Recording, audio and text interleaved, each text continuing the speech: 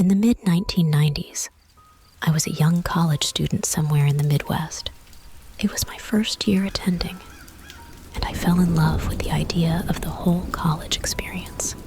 I leaned into any kind of stereotype that I could think of, trying to date a lot, going to as many parties as I could, and always saying yes to drugs and alcohol. I was searching for that quintessential university experience. Although I wasn't attending a university, it was a mid-sized community college with a large student body. I lived a couple of towns over in a smaller, more rural community. Due to the distance, I had no interest in making a daily commute. This led me to the logical conclusion to pay for a dorm my first semester. Like many freshman students, to really get my college legs underneath me, so to speak. Moving into the dorms was my first time moving anywhere, so it felt kind of like being on my own or having my own apartment. It was exciting and new to me.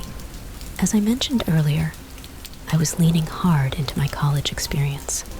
However, despite this enthusiasm, I was a bit of a close-cased homebody. I didn't have many friends, and my high school experience hadn't really set me up for the college encounters I was hoping to have. There was nothing to be done about it. No quick correction to make me popular or anything. Hence, I became a yes man and just tried to show up for as many parties and events as I could. College was cool, and so was the dorm. It was a 70s-style brick building, really blocky, with 3 floors and long, narrow hallways. I don't remember how many rooms or students fit in the building, but I would guess somewhere around 60 residents. We lived in Whitney Commons, the name of the dormitory. I believe Whitney was the last name of a prior professor, or maybe even one of the investors, some bigwig in college history. To me at the time, Whitney Commons sounded like a fancy apartment complex name. Most of the rooms were identical, outfitted to sleep 2 students with room for studying and relaxation. The rooms were about 10x 15 feet, maybe a little bigger, just enough for 2 single beds that stood tall with a sliding desk beneath them, a closet, a chest for storage, a sink in the corner, and a small separator to change clothes behind. Some of the other rooms were a little bigger and set up to sleep 3. Each level had a shared bathroom with showers and all that. I got a corner unit on the far side of the first floor. To me, it was perfect. Easy to find, no stairs to move in, and I had a rolling view of the campus because I was one of the few rooms that actually had 2 windows. It was nowhere near as cool as I'm making it out to be, but it was my first experience away from home, and I loved it. The guy I was rooming with seemed cool. He also lived in a rural township and decided staying on campus would save him a lot of time as well. I only spoke to him 2 or 3 times before he withdrew from all of his classes and ended up moving back home. I don't even think he made it through the first week of classes. For whatever reason, he went home, and no one else enrolling in school chose to stay on the campus the rest of that semester. Somehow, I lucked out and became the only guy to not have to share a dorm room. This made me somewhat popular with other people in the building because my unit was considered a potential party unit. This never really came to fruition, though. School was trickling by, and like everyone else, I became buried under classwork. What little time I had left at the end of the day, I spent relaxing or wandering around campus or exploring other buildings. I found that when you lived on campus, sometimes buildings wouldn't be locked, and we kind of had full 24-hour access to most of the school property. One day, I heard something that would capture my interest for months. I was sitting in my dorm studying when I heard the voice of a woman. a high-pitched, playful voice that was unmistakable. Since I didn't have a roommate, I typically left my door wide open so I could hear banter with anyone walking by. It was like an open invitation for people to bug me, although not many ever did. The Whitney building was entirely male, as most dorms are. The female dorms were newer buildings nestled together across campus, closer to the academic buildings. Whitney was a bit of an outlying building, literally on the edge of the campus, isolated by 3 massive parking lots. The closest building was the gymnasium dome, which had a big parking lot to isolate it, and really didn't get used a whole lot, besides for the weightlifting classes. Since we were a mid-sized community college, we weren't really known for our sports teams. What I'm getting at here is our dorm building didn't get a lot of visitors. We were used to seeing the same people, same cars in our parking lot. If the maintenance man paid us a visit, we would all know about it in a second. The heavier footfalls, the different voice. We all grew accustomed to our neighbors and what to expect. So when I heard this female voice in the afternoon, I didn't really know what to make of it. You probably don't really need me to tell you what I did next. I listened, leaned back at my desk, homework scattered in front of me. I let it all go and embraced this new distraction. Whoever she was hanging out with one of the guys in the room right next to mine. I didn't know either of the guys that stayed there. I'd seen them with textbooks and only ran into them at certain hours in certain areas of campus. From this, I gleaned that he was on a vocational program like welding or something like that. Whatever the case, Welder Man had scored a lady to bring home. This was the first semester, so it was the first interaction like this to happen in our dorm, at least to my knowledge. I couldn't help myself. I closed my door and moved my desk chair over to the opposite wall so I could listen. They just talked at first, at length too. They went back and forth for like 3 hours, talking, sharing, joking, laughing, even whispering. I know it all sounds creepy, but this is an anonymous story, which almost makes it a confession. So I'll say it was exciting to eavesdrop on them. It became my new favorite hobby for the rest of the school year, and I wasn't alone. The guys that stayed on the other side of the dormitory, the dorms in question, were just as enthralled. We actually became buddies over our shared enjoyment of listening in. We'd high-five in the hallways, talk after class, compare notes on different things that we were hearing, and even speculate on what the girl looked like. The guy in the dorm room in question quickly became a small celebrity on campus, at least for the Whitney building. He'd take requests from people in the building, like what sounds we wanted to hear, words said, things like that. It was almost like we were making our own interactive porno. The guy in the room, let's call him Hank, absolutely loved the attention. As the school year went on, Valentine's Day was just around the corner. Me and the guys in the room on the other side, I'll call him Mike and Tim, got pretty excited at the prospect. What could possibly happen on the lovers' holiday? We joked about getting popcorn, drilling a peephole, all kinds of weird and creepy stuff. I know you can imagine our disappointment when we realized, for whatever reason, we had a long holiday weekend that week. Between the bad weather and the extra days off from class, most of the student body and faculty were dismissed from campus. What that means is most people went home. Whitney building was a ghost town, especially for those who stayed behind. In all of the Whitney building, it was just me and one of the guys from the other room, Tim. Tim and I shacked up in my room, played cards, listened to music, watched movies. It was very bachelor-style living. eating everything out of fast food bags, being loud, not showering. That was until we heard someone come through the front door of the main room. Only someone with a key could open up the Whitney building. So that meant a student or a staff member. No outside visitors, unless we opened up the door for them. Tim and I quietly just stared at one another, waiting to hear who it was.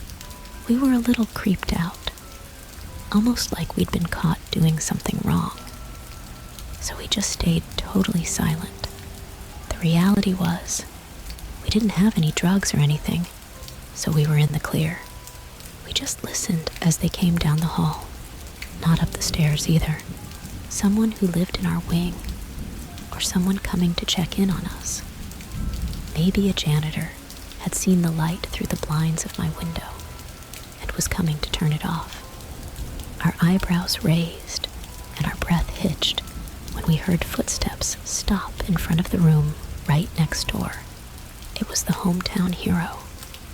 And as we listened, we could actually hear the pitter-patter of 2 sets of feet. It was the guy and his girlfriend come home early to get a quick bounce in before class started back up. We were giddy with excitement, but even then, we could tell something was different right away. There wasn't any of the excited whispering in the hall or the frantic energy to get naked. Once the door closed, all the actions sounded heavy, irritated. We kept listening, just staring into each other's eyes, waiting to find out what the hell was going on. Then they started arguing. Something had happened during their first Valentine's Day together, apparently, on their visit back at someone's house. And now, they were mad at one another. That was, at least, the vibe that I got. Before long, they started arguing, nitpicking. It was such a change in demeanor from what we were used to. Then the screaming started, and the slamming around. Finally, they started fighting for real, and Tim and I didn't know what to do. Clearly, this guy had no clue that we were here. Neither of us were particularly good friends with him. But at this point, something needed to happen. The fighting escalated from screaming to throwing one another around, until finally, there was a big thump, and then a gurgling. Tim and I jumped up to our feet, sprinted into the hall, and through the guy's door. Thank God it wasn't locked, because when we got in there, he was choking his girlfriend up against the wall. The same wall that I shared with him, and the same wall I'd been listening through for 4 months. I shouted for him to stop, and that we were going to call the police. But Tim went berserk. He speared this guy in a flying tackle and smashed him into the desk. At this point, the girl collapsed onto the floor and then tried crawling over to me. I got her up and led her to my room, and then went back to join the fray. Just in time, too. That guy had gotten out from underneath Tim and was starting to get the best of him. I jumped on his back, tied his arms up, pulled him to the floor, and by then, Tim was back on top of him. We didn't kick his ass or anything. We just subdued him the best we could until we could get the police there. They hauled that guy off, and we didn't really ever see him again. We saw that girl around campus, but I don't think she really remembered us. They were both almost blackout drunk when that happened, which was a contributing factor to the violence. That girl finished the semester and switched schools. The guy spent at least 1 night behind bars, and I think ended up on probation. I, on the other hand, stopped eavesdropping and developed some much more healthy hobbies. Still, if Tim and I hadn't been chronic weirdos that semester, we may not have been around to save that poor girl. I think I speak for everyone when I say that wasn't the Valentine's Day that any of us had in mind. I'm a female in my mid-40s. I live alone in a very rural area on an island in the middle of Puget Sound. It's a 30-minute drive to the nearest grocery store, an hour away from the largest city. The island is made up of tall evergreen trees and surrounded by water. It's secluded but beautiful. My house is situated on a tall bluff overlooking a tiny inlet. It's just a short jaunt through the forest down to a sandy beach where my kayaks are stored on a slip. I just need to pull them off a slip and then over the seawall, and I'm on the water. There came a time when I found myself newly single.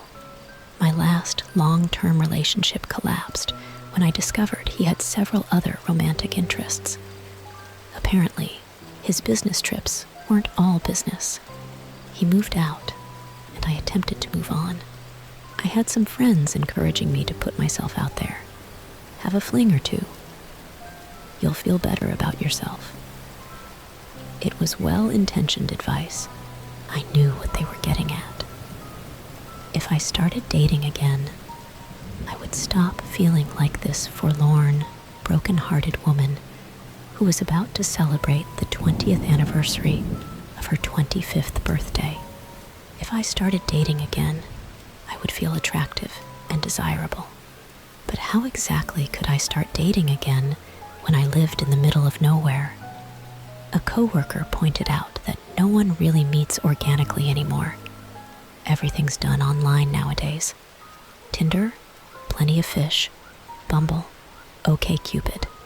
So I went about setting up online profiles, and it wasn't long before I was overwhelmed with messages. The flings did happen. On one, forgotten now, the day of our scheduled date finally arrived. I debated on what to wear. I finally settled on a black blouse with a ruffled front, fitted blue jeans, and black boots. I curled my hair, put on a little makeup, and nervously started my hour-long drive to that restaurant. I intentionally arrived early, ordered a drink, and sat where I could see the entrance doors to the restaurant. I was the only one in this bar. Here's where I need to explain that I'm not really that much of a drinker. I'll do it socially on occasion, but I don't do it that often. So I was slowly sipping on my drink, and I wasn't in a hurry to finish it. Besides, I still had an hour-long drive home ahead of me, so I wasn't trying to get soused. He walked in right on time, and surprisingly looked exactly like his profile pictures. He was the epitome of tall, dark, and handsome, and I was already smitten. I watched as he approached the hostess station and explained he was meeting someone in the bar. She motioned him over to me, and I smiled, giving a small wave. He sauntered over to where I was sitting and took the chair across from me. He smiled and exclaimed, "Wow, you're even more beautiful than your profile pictures." Then he looked down and saw the amaretto sour sitting right in front of me, and a slight frown creased his brow. "You already ordered a drink?" he asked. "Yep, I started without you, so you better catch up," I replied. He smiled again. "Is that a challenge?" he asked as he flagged over the bartender. As we sat there, our conversation flowed easily. He was intelligent and charming. I realized I interpreted the first red flag incorrectly, and I wanted to spend more time getting to know him better. By the time we finished our drinks, he suggested having the hostess seat us for dinner, and I was all in. In an effort to set the scene for you, this was a hibachi grill restaurant. If you've never been to one, picture a large rectangular stainless steel grill surrounded on all three sides by seating. On each of the shorter two sides, there are 3 seats. On the long side directly in front of the grill, there are 6 seats. It's considered communal style eating, meaning you are seated next to complete strangers. When the hostess sat us, there were only 2 seats left at that particular grill, one on the end of a short side that was directly adjacent to the end seat on the long side. Instead of being seated shoulder to shoulder, We were sitting at the corner of the rectangle, with me seated on the short side and him on the long side, my left knee almost touching his right knee. It was ideal because we didn't have to turn left to talk to one another. However, it left me with the stranger on my right side, and he had a stranger on his left side. If you're at all extroverted, communal dining can be a really fun experience where you can meet new people and participate in interesting conversations. If you're introverted, you can just ignore everyone around you and pretend you're dining alone. I'm not extroverted, but I also don't mind communal dining experiences, especially when they involve good food. Our waiter came over to take our drink orders, and Lawyer Man quite boldly attempted to order another alcoholic beverage for me. "Oh, no thank you," I said, looking back and forth between him and the waiter. "I'll have just water. I still have to drive home." That same frown from earlier now rolled across his face again, and very curtly he said, "We're going to be here for a while yet. Can she have one more?" He looked up at the waiter. "She'll have another amaretto sour." Glancing back to me, he asked, "What were you drinking again?" "An amaretto sour, but..." He cut me off, practically barking at the waiter. "Just bring her another amaretto sour." I was stunned into silence, and so was everyone seated around us. And this was red flag number 2, and for me, it was a big one. For the first time that evening, he turned his phone over and looked at it. Then he typed something. I assumed he was just responding or sending a text. He flipped it upside down and set it back down on the table. He smiled again, then asked me what I was going to eat for dinner. It was almost like he just pushed play again, because everyone around us breathed this collective sigh of relief, then went back to what they were doing. Myself, I was still stuck on pause. However, it took me a long moment to respond to his question, because a huge part of me wanted to say nothing, put down my menu, and get up and walk away. But I didn't do that. The hungry part of me wanted to stay for the food. So I finally answered, I think I'm going to have the hibachi fillet." Just like Jekyll and Hyde, he returned to his previous charming self. He was attentive, caring, and kept pointing out the artwork painted on the walls. I'd turn around to look, but I really didn't find it nearly as interesting as he did. I was still stuck on that red flag number 2, so our conversation didn't quite flow as easily as before. There were a lot of lulls in between it, which gave him an opportunity to keep looking at his cell phone. He made sure to keep it angled away from me, as it occupied more and more of his time. This was red flag number 3. At one point, the man seated on the other side of him glanced at his cell phone screen, and I'll never forget the look on his face. It was a combination of shock and disgust. He quickly turned to the woman he was with and whispered something in her ear. Then she looked shocked as well. Although I was privy to this, my date was completely oblivious as he busily sent another message. I asked him, "Is everything okay?" "Totally fine. Just work. A case I'm working on." "Boring stuff," he replied. "You're not drinking your drink," I pointed out. "I am, just slowly." I took another tiny sip. Red flag number 4. Why did he want me to drink this drink so damn badly? We alternated between stilted conversation and this new obsession with his cell phone until our chef arrived to cook and serve our food. He'd never been to a hibachi restaurant before, so he was enamored with the whole process. The chef twirled around his spatula, tossed an egg into the air, and caught it in his hat, created a volcano on the grill with the onion slices, and cooked our food to perfection. My date actually left his phone face down on the table the entire time. As we started to eat, however, he was back to being on the phone, off and on. The guy seated next to him would glance at the phone screen, then whisper again to his date.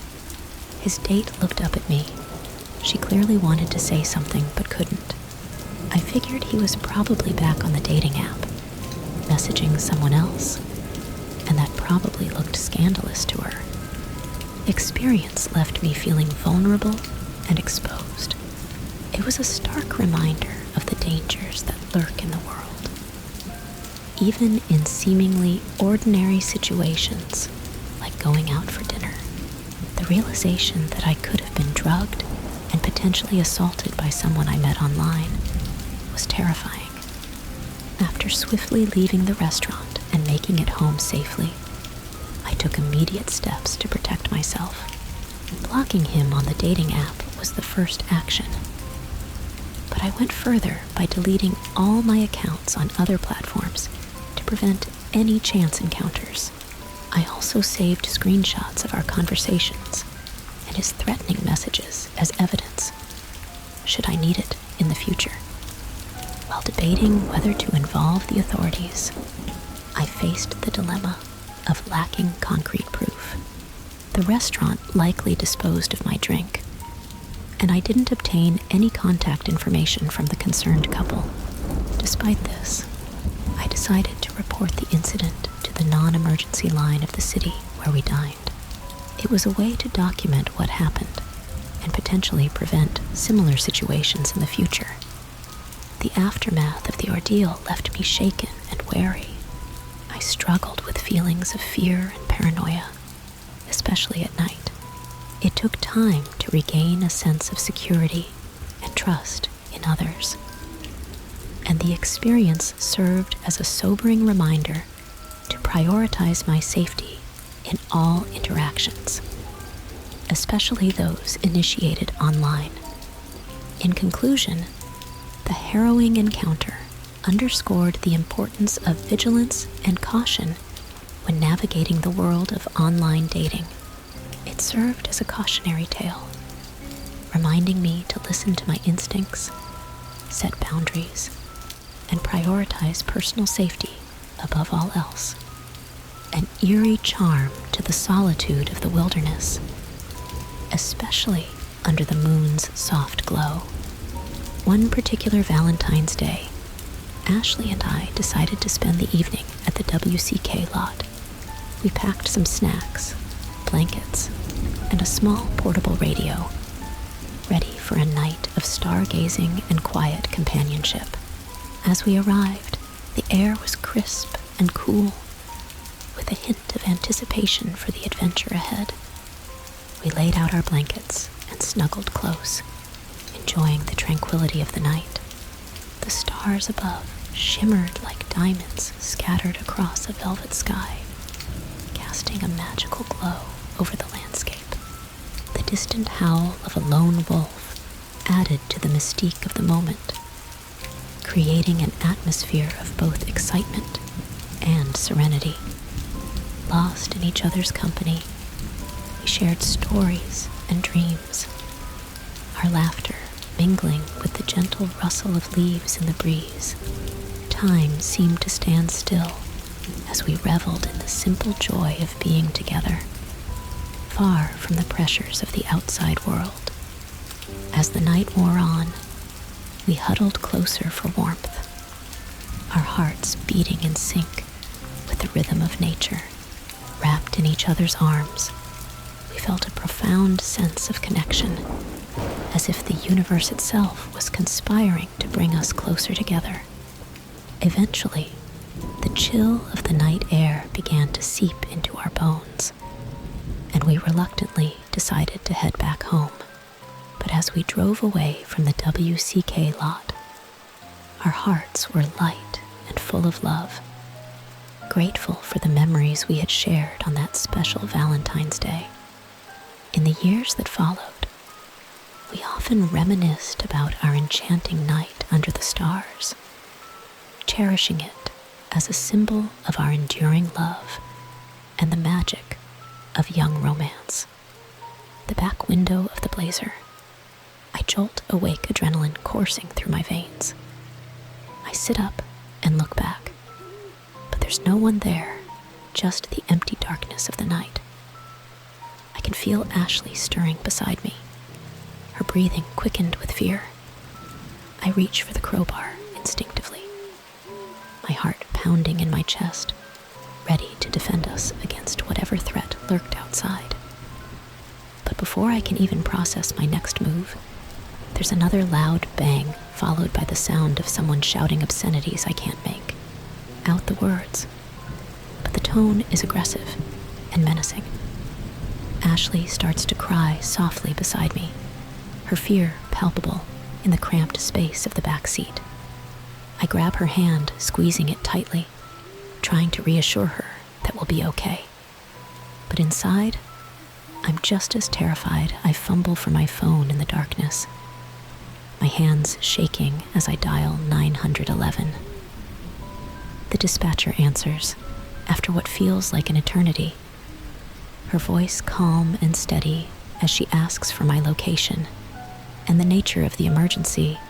I quickly explain our situation, my words tumbling out in a frantic rush.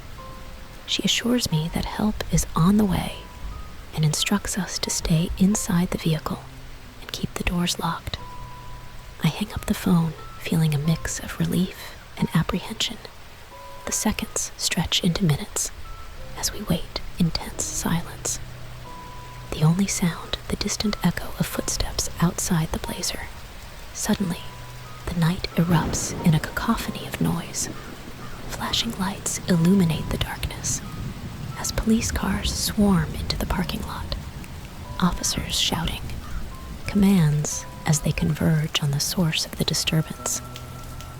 I watch in disbelief as they apprehend a figure struggling against them, a man with wild eyes and a disheveled appearance.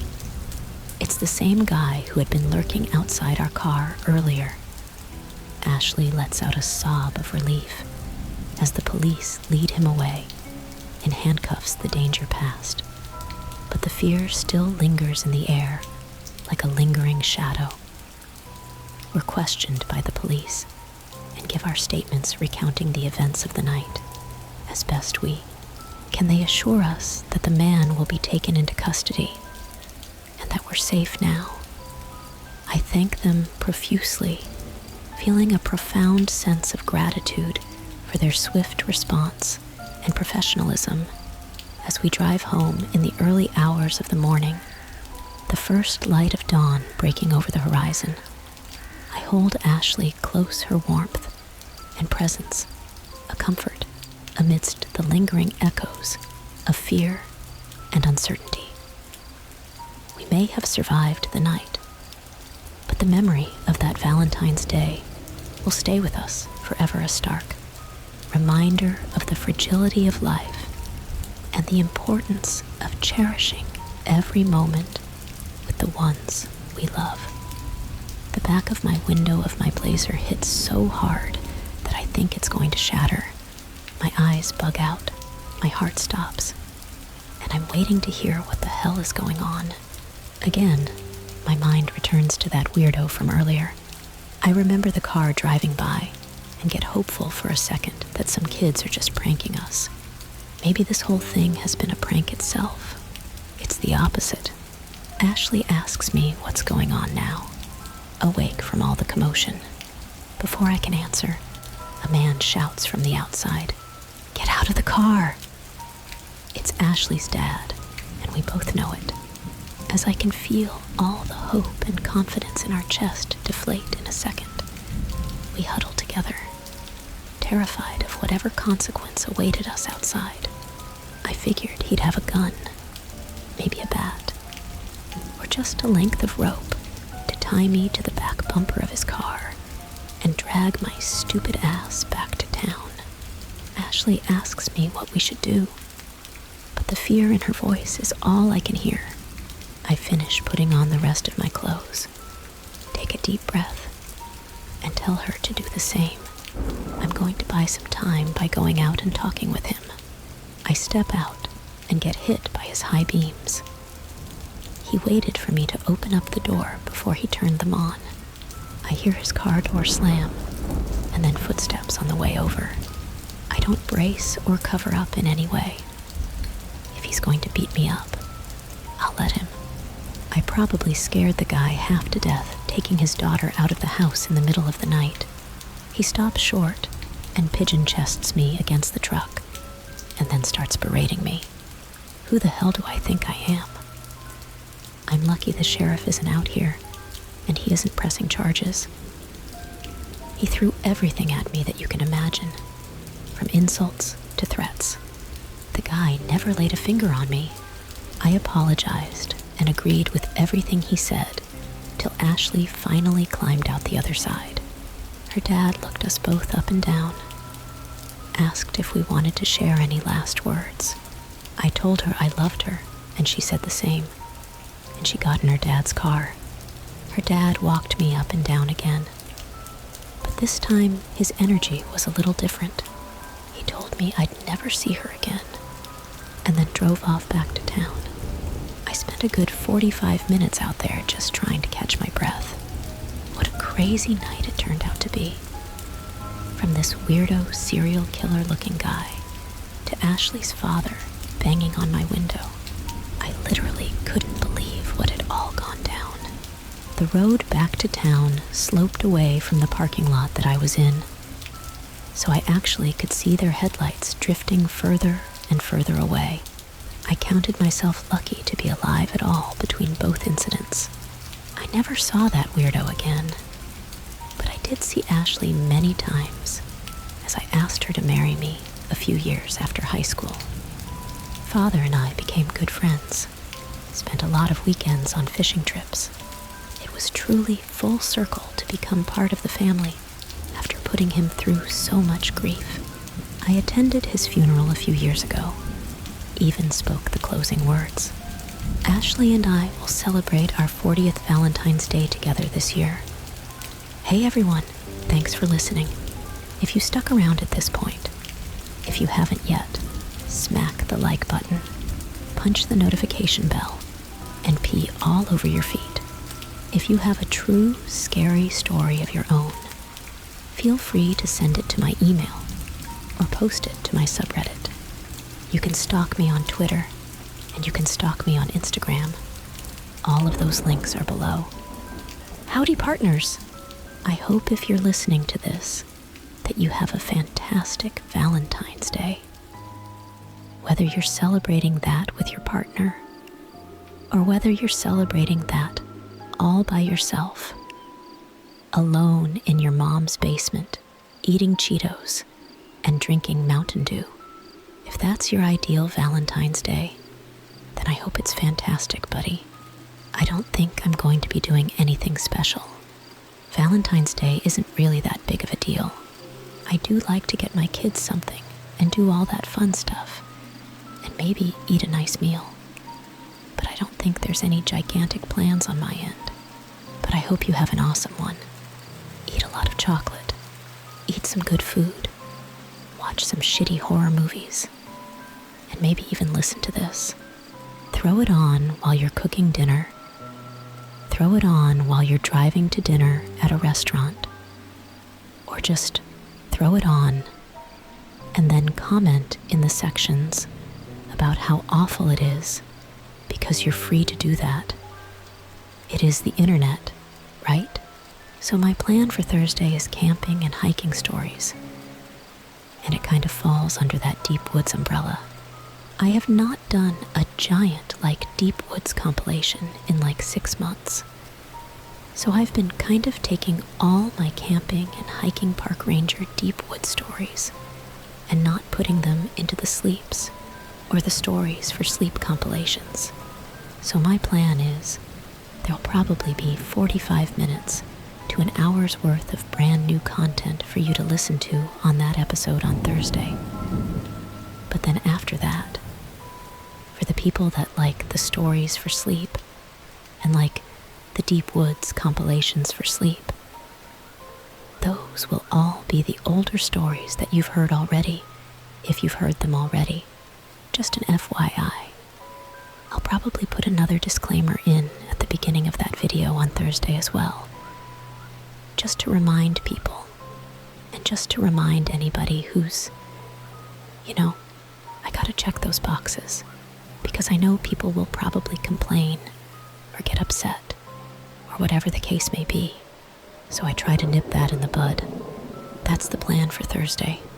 Again, I hope you have a fantastic Valentine's Day, fantastic week, fantastic day whenever you're listening to this, and I will see you in the next one. Cheers. Thank you for joining me on this journey through chilling tales and heartfelt reflections.